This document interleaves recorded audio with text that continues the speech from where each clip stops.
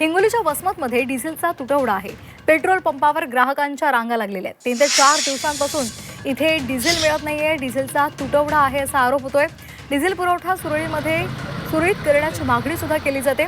सध्या शेतीची कामं वेगाने सुरू आहेत, मशागतीची कामं केली जातात आणि त्यामध्ये ट्रॅक्टर आणि शेतीसाठी वापरल्या जाणाऱ्या यंत्रसामग्रीला मोठ्या प्रमाणावर डिझेलची गरज असते। त्याचबरोबर मालवाहतूक आणि अवजड वाहनांना सुद्धा डिझेलची आवश्यकता असल्यामुळे डिझेलची मागणी वाढलेली आहे आणि त्यामध्येच आता वसमतमध्ये डिझेलचा तुटवडा आहे आणि त्यामुळे संताप व्यक्त होतोय। तर हे आपल्या शेतकऱ्याच्या आता कामाचे दिवस चालू आहेत। नांगरटी, शेतातली कामं, मोगरटी, रोटावेटर, त्याच्यामुळे डिझेलला शेतकऱ्याचा वारंवार त्रास होत आहे। कारण डिझेलचं असं शॉर्टेज येते, ऐकू शकता किती मोठी लाईन लागलेली आहे।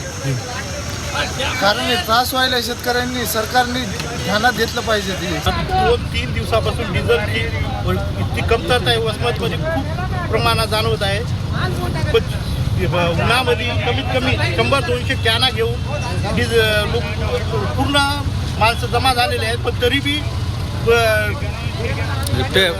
डिझेल तुटवडा खूप भासत आहे।